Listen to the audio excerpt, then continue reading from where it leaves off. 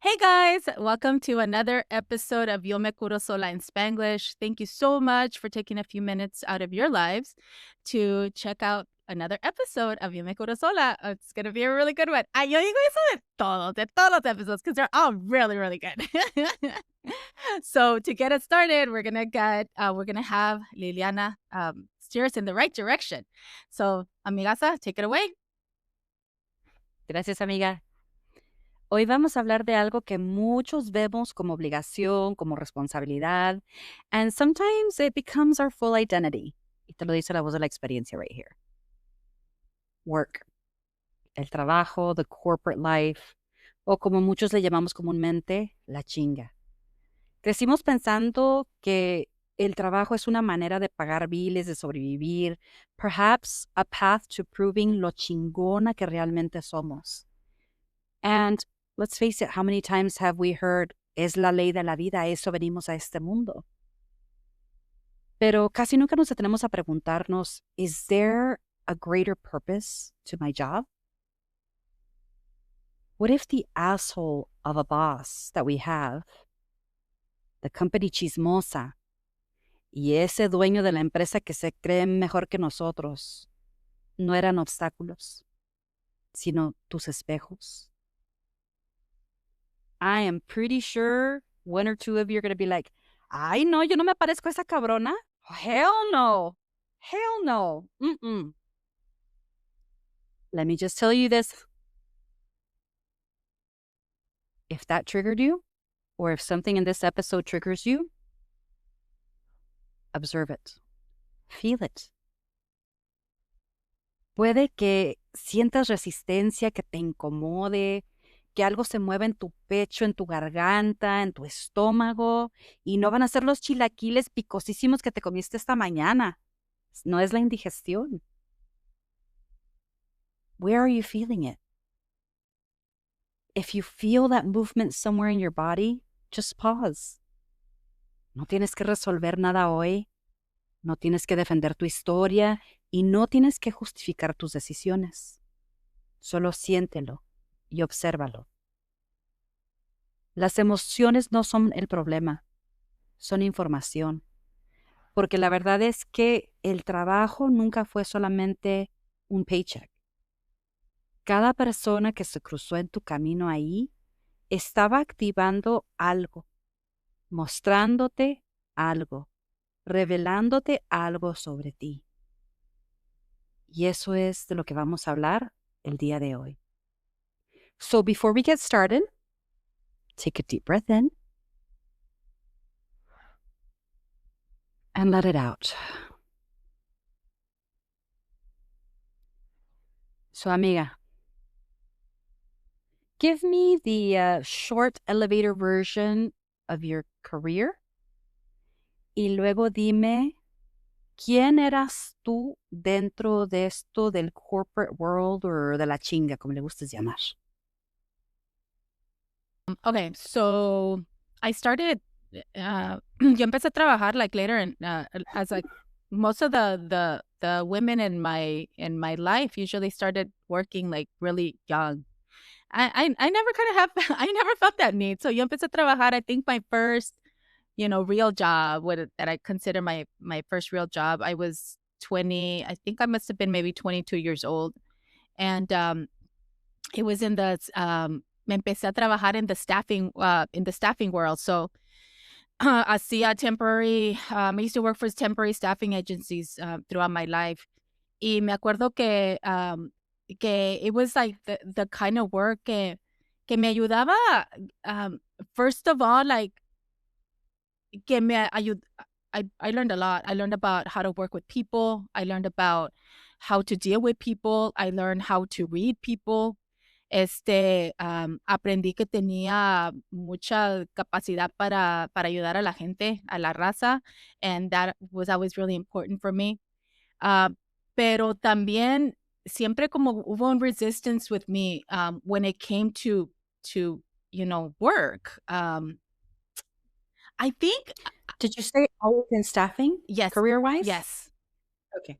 And so yo empecé a notar like really early that in order for you to kind of climb, get to those higher positions, climb higher, Mhm. that a lot of the women that were doing that were kind of doing it in ways that I didn't necessarily like was okay with, you Mm. know? And I think I was just kind of like that person como I was always a really pretty girl and very personable and but I also had a lot of trauma and just people being very close to me was very, very difficult for me, especially men, you know?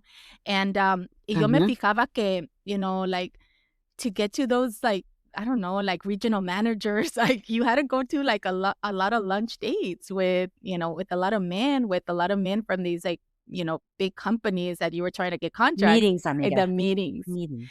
And I just remember attending some of them, and I remember thinking like, "I can't do this. I can't do this. This isn't me. I can't pretend that, that this human that's talking in front of me, that I'm interested because he's a jerk, because I could tell that he just wants to, like he just wants to see how far he can go with me." And I think I started like noticing that really early in life, like that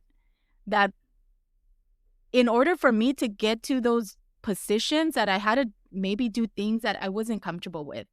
And that became like a problem for me because I realized that I wasn't moving as fast as I wanted to move. Like I wasn't getting those positions. I wasn't getting you know, the regional manager I wasn't getting those positions, and I knew that it wasn't because of my lack of, ability or knowledge. I could, but I think it was, like, at that point where I just realized, like, I have to give something up to get to that, and I just wasn't willing to do it. And I tried to do it based on my work ethic, and I just wasn't moving as much as I wanted to, as fast as I wanted to. And So if you think about all of that experience mhm. that you've had, was there ever una persona en particular that triggered the shit out of you? And if so, what were they reflecting? Yeah, so I used to so en ese trabajo, en my very first job, duré ahí, se me hace que I was there for about 6 years, y estaba trabajando con una americana. And I remember que when they hired her, doing the same job that I was doing, and Mhm. they paid her a lot more because she had a degree and I didn't. And that was, like, one of the first things that I noticed, like, I I I think she came to reflect that I was capable, I was more than capable, but I feel like I couldn't see it, like, estaba como deslumbrada por esta mujer, como, oh, she's I think it had to do something with her being white, honestly. I think it had something with her being white because other than that, like, no, ella no podía hacer actually, yo tenía más habilidades because I was bilingual, and she wasn't. But yet, I put her up on this like a pedestal, and she reflected, like, all the things that I could be, but I wasn't. And and it took me a while, like, I couldn't see it. I couldn't see it until one time she said she said, "Well, you can't you're not gonna be able to climb any higher because you don't have an education." And then it was at that point where I said, "Well, me not having an education doesn't make me any less smart. Like, I'm still smart because I can do a lot more than you, but now you're coming and you're pointing something out to me as though you're trying to make me feel less." And I think that was the very first time when I kind of like took notice that I was trying to be something that I wasn't. Like, I think I was trying to be her. I think I really wanted to be her, but I could never be her. She was white. She was very different from me, but I looked up to her as though she was like, the image of what I assumed that like somebody in corporate America would be. It was really interesting. I hadn't really thought about it until now. It was her. It was that specific person. She taught me a lot, and I learned a lot because I paid a lot of attention. But I also, towards the end, I realized like, no, you're not any smarter than me. You're not smarter than me. Actually, I'm smarter than you. I could do something that you can't. Did you treat her differently? Did she what? Did you treat her differently? I did. I did. I catered to her a lot, and I I kind of like saw her as though being higher than me, being better than me. I did. I did that. That's horrible. That was horrible. It's part of your learning experience. I know. Now that I think about it, that was pretty. This is the part where you have to have compassion and Yeah. grace for yourself and what you did or didn't do. Yeah. It's part of the experience. So, ahorita que estabas hablando about going out to the lunch meetings, quote unquote, for the people that are just listening and not looking at the screen,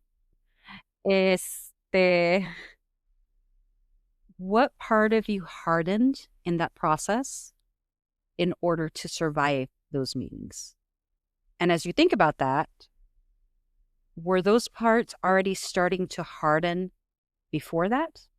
Maybe algo de tu niñez?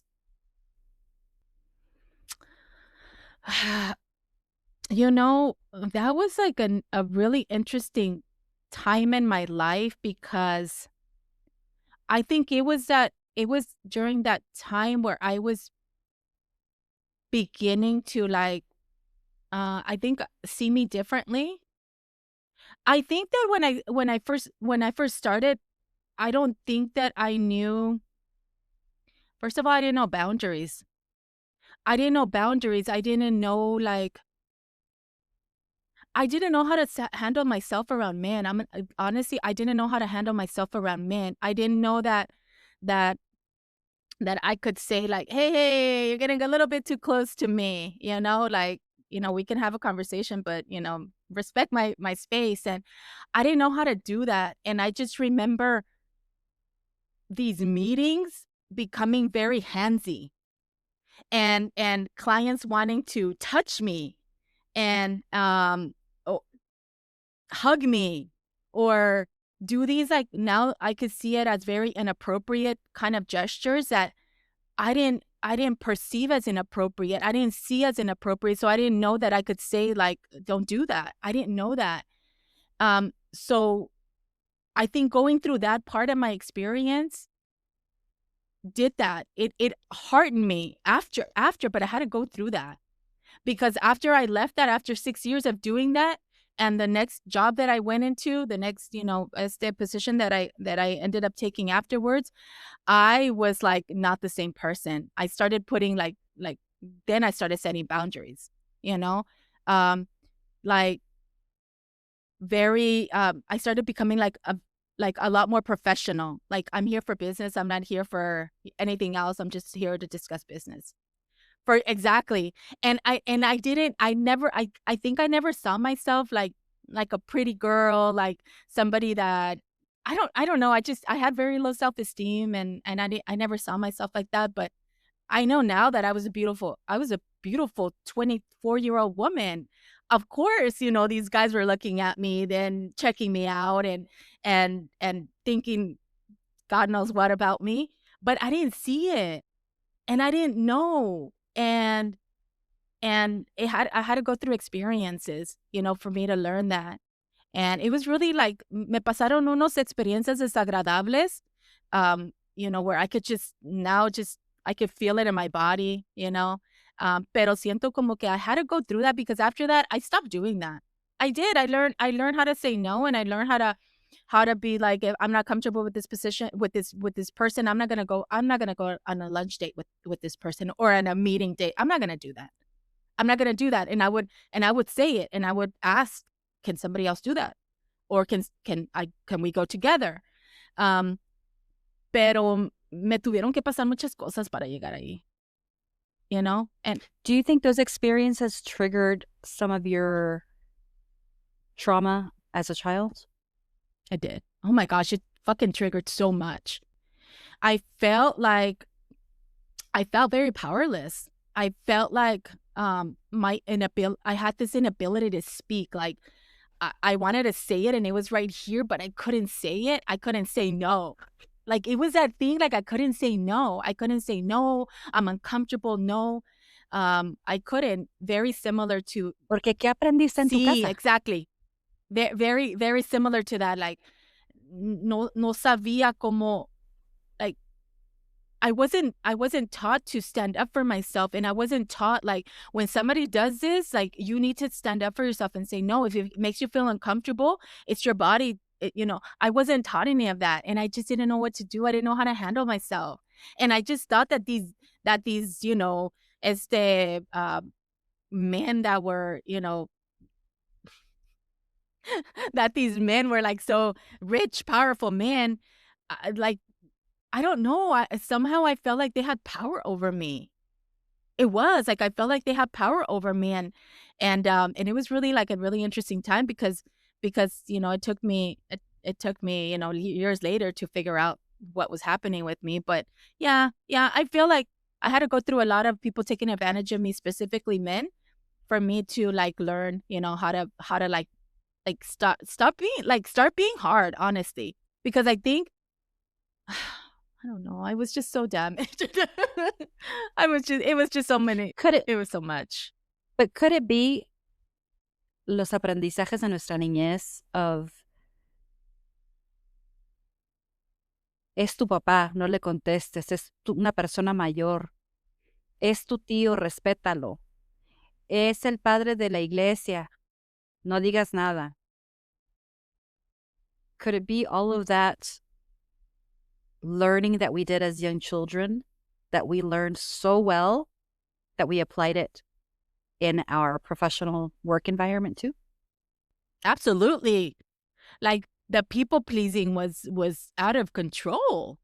Like, and yes, like, it does have everything, to do with, with my childhood and me trying to be this, like, um, the child that was, like, I was a people pleaser. I wanted people to like me. I wanted my mom and my dad to love me. I wanted to be important. I wanted to be seen. I wanted, and I yes, that completely, like, transferred over. It was kind of like my it was like little Irene in an adult body, you know? That was it. It was like me, my emotional state was, 7 years old, 8 years old. I was little, but I look like a woman, and I have to carry myself like a woman, and I just didn't know how. I didn't. I didn't have the ability to do that, and I didn't have the ability I just didn't. I hadn't I hadn't I oh, pobrecita de mí. Again, compassion and Yeah. grace when you look at yourself and that Yeah. version that you were at that That point was in time, I went through a lot. right? Yeah. hmm So, as you continue to work, change jobs y todo eso, ¿en qué momento were you in your career cuando empezaste a despertar? Mm, I think it happened with the last job that I had, and that was about, I'm gonna say, about 7 years ago. Um, where I remember I found a job that I loved, and it had to do with basically staffing also, but I was working with families that were looking for caregivers, and for their disabled children, specifically for disabled children and adults. And I remember that there was a specific situation where, I mean, I was a smart girl, so I got promoted really fast everywhere that I went. Lo luego, like, they promoted me, and I remember I was this assistant manager, and for my specific area, and I remember I was asked to do something by the owner of the business, and the like office manager. And it had to do with another human, and it had to do with fuck, I just I just thought about that. I'm sorry. I just thought about that, and it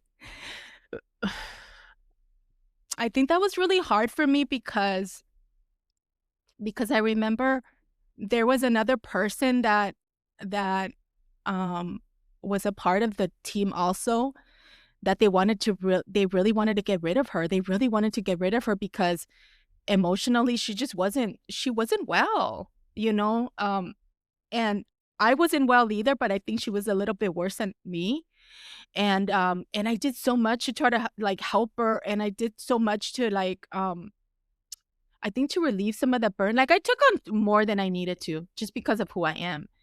And I remember I started like becoming somebody else. I started like I don't know, it was kind of like a mask that I was wearing, you know? And I started to become kind of a bully, and to kind of play this part like, oh yeah, like I could do this. I could discipline. I could run this office smoothly. People are gonna fear me, and from being this really sweet person to now this like, I'm gonna get, I'm gonna get our numbers up, and we're gonna get this office to a different level. And I was just doing things that were not me, and it had to do with this specific person, and they basically told me that they wanted me to figure out how to get rid of her.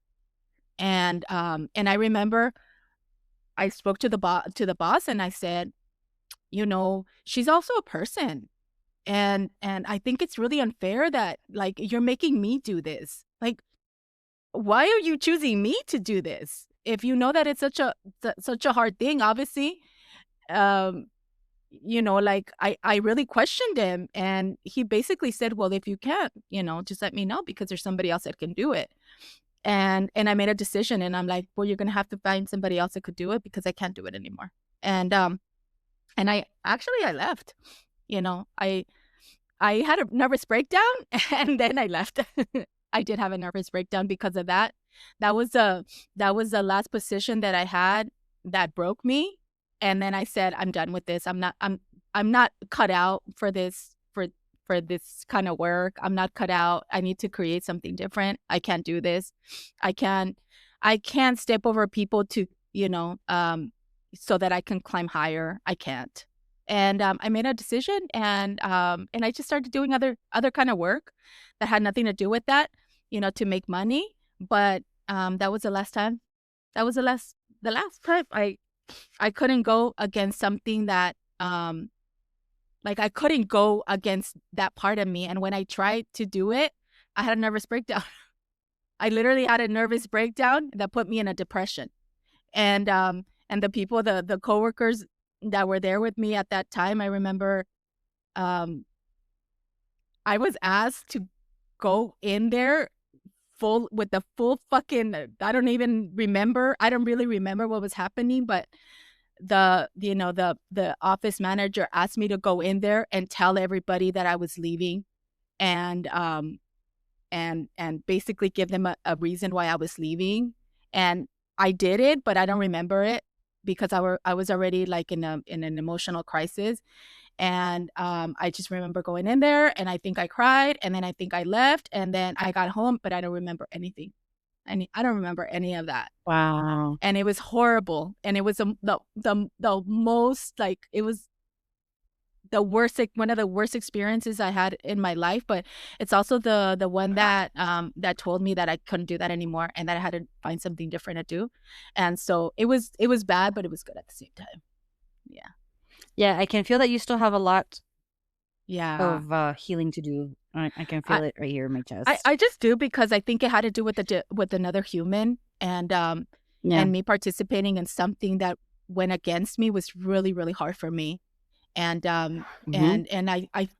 and I hadn't thought about it. I hadn't thought about it. So thank you for doing this, because I think I still need to heal some of those parts. Oh, that Yeah, was interesting. absolutely. Yeah.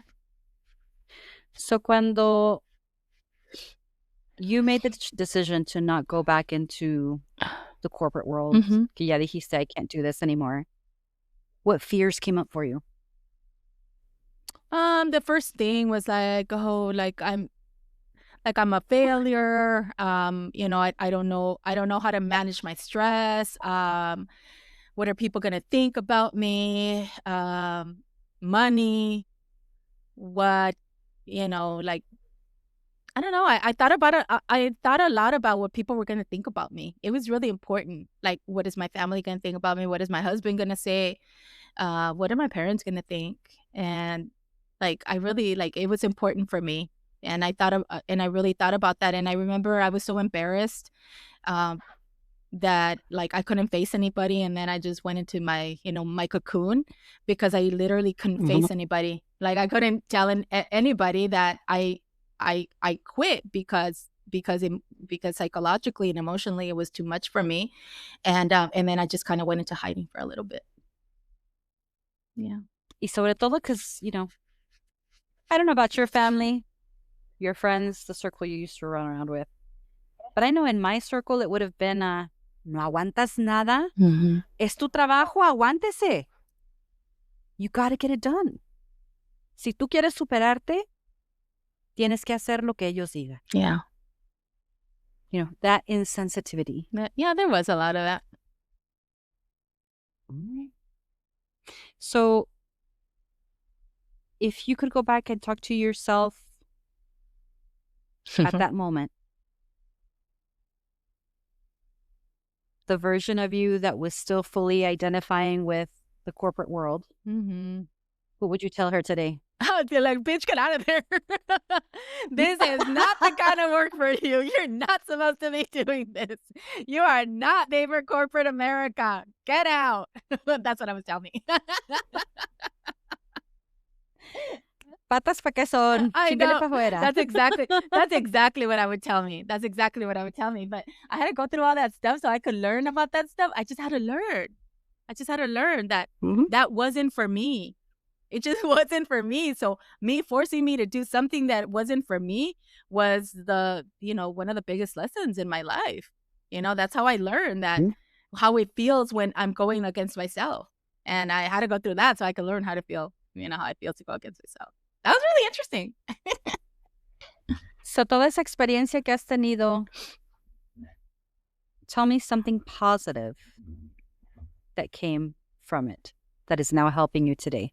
Oh, something positive is oh, I met so many amazing people like along the way. Mm. I think I formed friendships with like some amazing people, not just women but also men that I learned a lot from, and that became like friends throughout life, and that I developed like really strong bonds with, and so I think it was the relationships that I formed. I think that was for me. I think that was the most important thing because I feel like everywhere that I went, like, um, besides all the shit that happened, I formed like some really amazing friendships. Friendships that I hold like near and dear to my heart. That they're people that like I check up on, from time to time because I want to know that they're well and they're important to me, and if there's anything that I could do for them, then I would be more than glad, to do that. But I think the relationships were like the most important thing for me. Yeah. Okay. All right. So obviously you have some things that came up in the last 30 Yeah. minutes of our conversation. What do you Yeah. plan on doing with those feelings? I think that I have also learned that I am just a very emotional human. Like, when I speak about my experiences, I don't necessarily know that if it that my tears mean that I haven't healed, like I haven't healed. I think it means that the way I remember events, um, like the way I remember them is by forming an emotional connection. And when I have that Mhm. emotional connection, I feel the same thing that I felt at the beginning. So it produces like these emotions, these feelings of whatever it was that I was going through at that time. And it also like gives you an opportunity to reflect. Maybe there possibly is things that I need to heal, but I also know about me that I'm very emotional. And even when I talk about, love, I'll cry because that is who I am and that's how I express myself. I've always expressed myself like that. No más que antes me daba vergüenza y me daba pena, and now I just don't, you know. Porque ¿qué va a decir la gente? Yeah. And I don't. Like anything, like sometimes I'll just be looking at the sky and I'll start crying. And I'll just be like, why Mhm, are you crying? mhm, Oh, because it's so beautiful.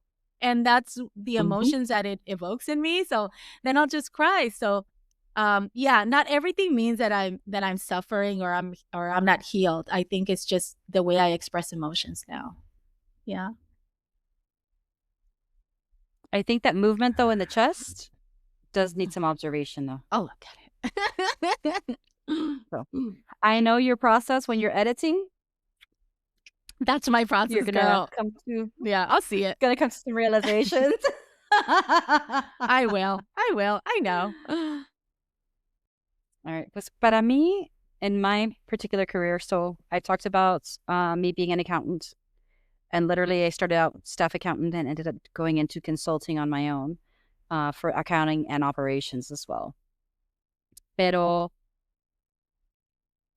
creo que la persona que más me ha impactado a mí personalmente was this gentleman that ended up being the vice president of business development. And so if you were to have met this gentleman and seen him on a personal level, you would have thought, ay, qué señor tan más amable, cómo es platicón, he really cares about you, he's very charismatic. Like, te puede vender este ratón que está aquí and you would buy 10 of them, right? But then you'd sit in meetings and observe what he would say and how he would say it. You'd be like, fucking asshole. Acá está gloating de que le vendió 10 pinches mouses a Irene for a 90% markup. And be proud of it. And then be talking about a big game about how he does things and his view of the world, of the company, and how without him, this world is not going to function and this company is not going to function. Y me empezó a caer de la chingada, el señor. And then when he started bringing God into the conversation, this red top that I have on? The red button that he was pushing was much brighter than this red because it was happening in these, leadership meetings. I'm doing this for God and God gave me this opportunity and everything I do is to serve God. And I'm like, le acabas de vender a Irene 10 ratones with a 90% markup. And I know that Irene estaba tallando para comprar esos pinches 10 ratones, and she doesn't need 10, she needs 1. And you're serving God jodiendo al prójimo?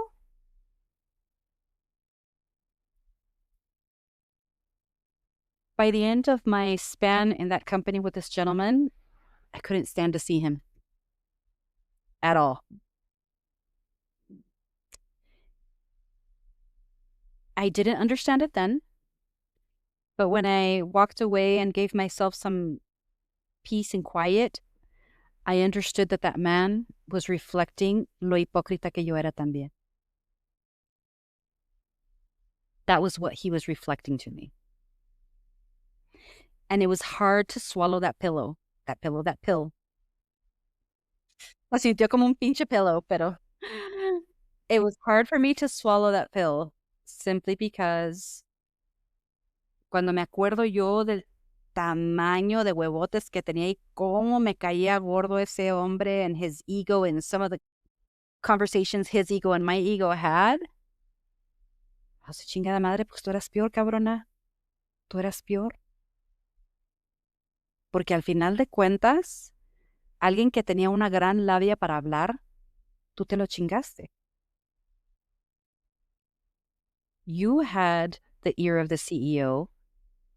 You fed the ear of the CEO and you changed the perspective of the CEO on that person. You did. So, ¿quién era la hipócrita? How many times did I sit in these meetings at the leadership level? Oh, well, we need to do this and we need to do that and we need to make this strategic decision. And in order to meet this goal, we have to do this and we have to do that. And employees, we're not going to be able to contribute to their benefits that much this next year. And I know the premiums are increasing by 50% and we're not going to be able to increase their salaries. But, you need to put a good spin and a good narrative that, the company's struggling and tell them that this is how much we're going to be able to increase it by and just, get them to be grateful for it. Get them to be thankful for it. So what did I go do? All right, here's the numbers. Okay. All right. How am I going to sell this to the employees? And then go present myself in front of the employees and go present that, hey, les estamos haciendo un favor, cabrones. Like, don't complain because, your premiums are increasing and because the premium increase is more than what your raise is going to be next year. Like, den gracias a Dios de que tienen trabajo. Híjole. Oh, den gracias a Dios que tienen trabajo. Girl. I know. Oh, girl. So, ese vice president was just reflecting my hypocrisy back to me. Por eso me caía de la chingada. Porque me estaba enseñando un lado mío que no quería ver en este momento. Because in my ego, it was all about my huevos. It was all about my huevos. It was all about defendiendo a esa Liliana pequeña that wasn't seen, that wasn't valued, that was told cállese la boca. Fuck that shit. By that time in my career, a mí nadie me iba a callar. That's why, people, sometimes executives would call me, oh, she's such a pistol. If a man said what I said, you wouldn't be calling him a pistol. Pero era la verdad. That version of me was reflecting all of the wounds that I had no clue about. Por eso me caía tan gordo el señor de la chingada.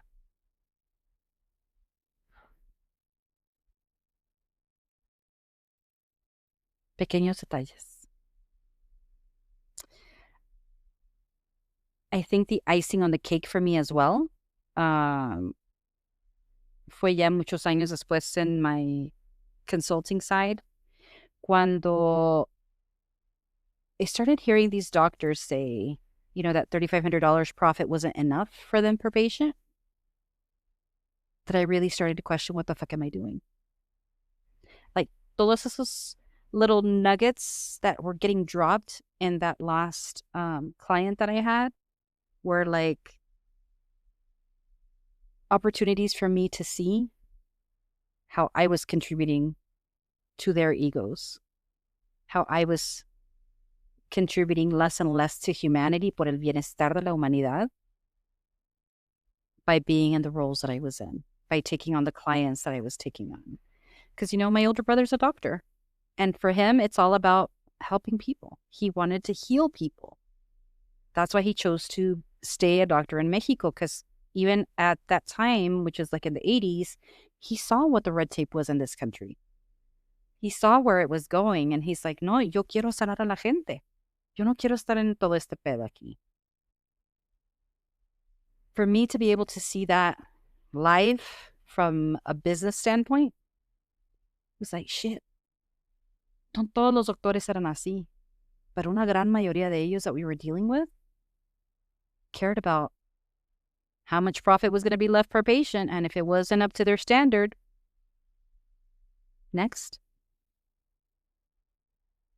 So dije yo, entonces, ¿qué estoy contribuyendo yo a la humanidad? What am I doing? I say que me duele la humanidad, and I hate seeing people suffering, children suffering.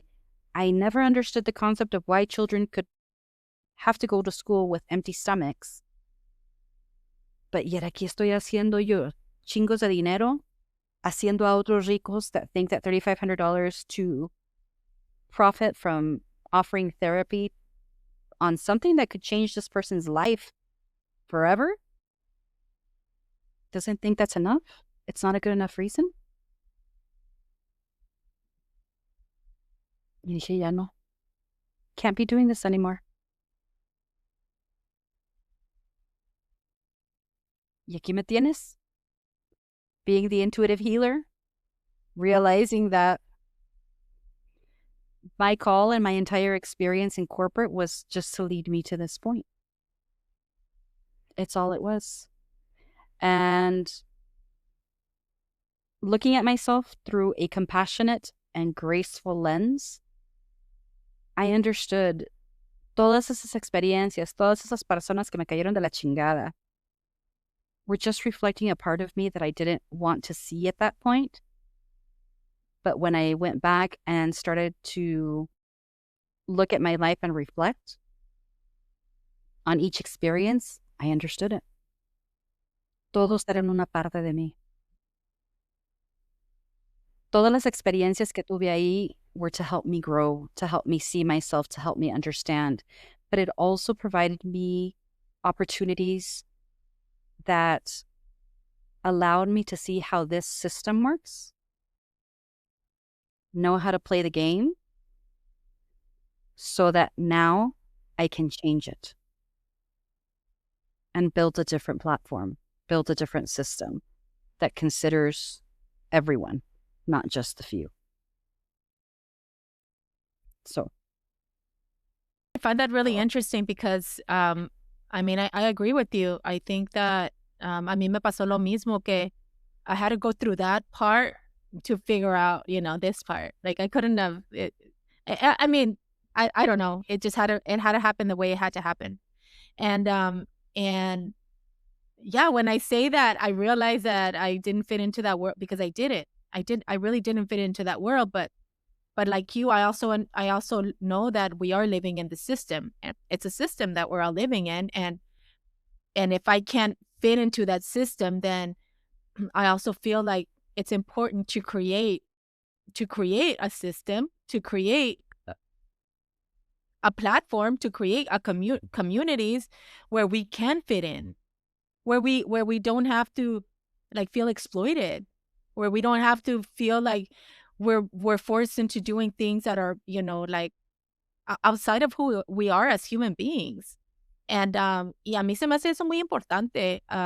We do live in a capitalistic society, and that's what it is, and it runs by money, and that's kind of how it is, and people go to school to learn, how to do it and how to make the most amount of money for themselves. But I think, it is very like egotistical.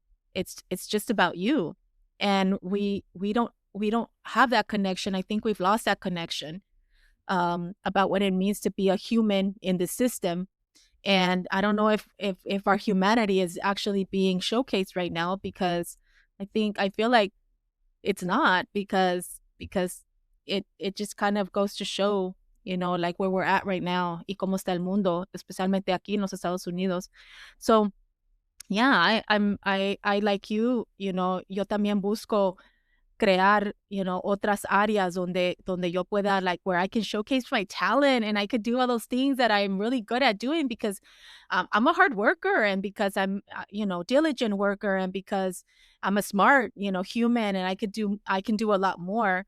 But I want to do it in a different way. I want to do it in a way where we can also where we serve humanity, and not like we're not serving of a fucking like a system que nomás nos saca y nos quita y nos quita. margins, profits. Yes, like something different, something que nos llene, algo que nos diga, oh, we're creating something for humanity, something that is this is going to be my legacy. And for me, that's become really important. I'm a minimalist. Mhm. I have been a minimalist probably for I don't know, I'm going to say probably for the last 5 years. And so I have trained myself to live with very, very little. And when I say I train myself, it's just because I just look at money differently. Um, and when I started looking at money differently, I realized that I had so much more and then I realized, and yet I always felt like so poor. Siempre me sentía como que I never had enough, never enough. And now I'm like, I don't need a lot. I realize that I could live off of very little and I could be very happy. And so I think the way my perception of money and the way money runs and money works, it's just changed for me. And so because of that has changed, then just my outlook has completely changed also. So yeah, that's kind of where I'm at. To me, the goal is about allowing people that want to create a certain experience for Mhm. themselves to be able to create it. Yes. Because, I mean, there are people that, quieren estar en chinga and they want to work 70-hour weeks because that's what drives them and that's where they are in their journey, and that's perfectly fine. Yeah. But being the chatty Cathy that I am with everybody, strangers included, so many people have said, oh, if I only had time, Mhm. I would do this. Yeah. If I had the money, I would do this. I would love to go travel here. I would love to be able to spend time with my kids and actually be at their events and not be multitasking. And I'm very guilty of that as a parent, of doing that all my life. Todos tenemos sueños, deseos, y esperanzas. So to me, it's about creating that opportunity for people to actually experience this one life that we have, how they choose to experience it. Y no como estamos acostumbrados a hacerlo ahorita. Estar trabajando en chinga, pagar los biles, making sure we're staying on top of our game, if that's the goal, moving up in the corporate ladder, if that's the goal, or staying in the same position, que nadie nos vea, nadie nos note, just let me clock in, get my shit done, and get out so I can go move on and do the things that I want. Yeah. That's what I hope to see in the future. Yeah. I know. I think it's interesting that that we get to do, like, I always feel so grateful and so honored to get to do this, because I think that este mensaje que traemos es importante para que veamos que a veces el trabajar tanto lo hacemos por otras maneras, otras diferentes razones, that are so different than why we believe that we're doing it, right? So I feel that once we begin to get connected with that part of ourselves, we can change the way we structure it. We can, like, si estamos pasando tanto tiempo en esos trabajos que no nos da la habilidad de vivir, de disfrutar las cosas que son importantes, like, de pasar tiempo con las personas que queremos, de pasar tiempo con nosotros y de cuidarnos a nosotros y de poder hacer las cosas que nos traigan felicidad a nosotros. Entonces, I feel like, eso es muy importante para mí se me hace muy importante. Eso para mí se me hace como que tiene mucho más valor. Like, siempre, yo desde bien chiquilla, yo miraba a la gente que decía: "No, que vamos a retirar, que vamos a retirar", y luego yo decía: "Pero estas personas nomás se la pasan trabajando, y trabajando, y trabajando, y trabajando, y trabajando, y luego se retiran". Y luego están deprimidos porque toda la vida se programaron para trabajar, y para trabajar, y para trabajar, y ahora no saben qué hacer con su vida. Y ya están retirados, and they wanna go back into the workforce because they don't know what to do with their lives. And I think when it happens to us cuando no tenemos like a clear path de lo que vamos a hacer, de cómo podemos disfrutar la vida. Si no sabemos disfrutar la vida, ¿cómo vamos a saber? Si no, nunca lo hemos tenido la oportunidad, nunca nadie no lo hemos visto con nadie, ¿cómo vamos a saber? ¿Cómo vamos a saber que meditar es tan importante? ¿Cómo vamos a saber que de self-care, de cuidarnos, de todo lo que tiene que ver con nosotros, de cuidarnos como personas? ¿Cómo vamos a saber eso si nos la pasamos de trabajo y trabaje? ¿Cómo? Y cuando tenemos ese break, our brain is like still over there.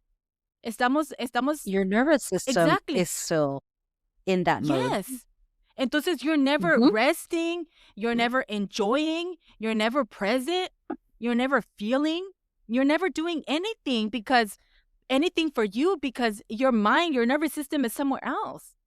Entonces we've kind of become like these zombies. Que nomás es el trabajo, y luego y estás preocupado how you're going to pay the bills. And I'm like, that can't be everything. Like, that can't be everything. I know that it, everybody goes through that part of it. And if people listen to me, they're going to be like, esa pinche vieja loca, no ha de tener nada que hacer con su vida. Actually, ahora tengo muchas cosas que quiero hacer con mi vida, porque me he dado el tiempo de mirarme de esa manera, de no hacerme esclava de un trabajo que me tenía fucking crazy, que me estaba volviendo literally no, I was losing touch with reality, and I was just like, I can't do that to me. I can't do that. I love me so much now that I refuse to do that to me. I refuse to do that to me. And there's struggles, y de que pasan struggles, sí pasan struggles, pero I'm firm with me being me being important, me being priority. Like I'm so firm on that. I'm so firm on it. And whatever happens that has to do, with that, y que somebody trying to deviate me from that, well, I have to make decisions because I'm firm on that. I can't. De ahí no me muevo. I refuse. And for the first time in my life, I say I refuse. Because I refuse to fucking be a part of the system. I refuse. I just refuse. You say it so passionately. I just say, no, thank you. That doesn't align with me. No, I use these words. I use these words because I never used to use them before. That's empowering for me to say I refuse. That's big for me, girl. That's big. Amiga, te estás sanando. Sí, me estoy Te estás sanando. I am. En vivo y en directo. I mean, I'm finding I'm finding my strength. I'm finding my power. How powerful! You're finding your voice. How powerful is it to say, I refuse? I refuse. Las invito a todos que digan, I refuse. O chingue su madre, one of the two. Chinga su madre también. It's equivalent. No, it works. Oh, amiga. All right, amiga, pues ya llegamos al momento that we let our listeners reflect on themselves.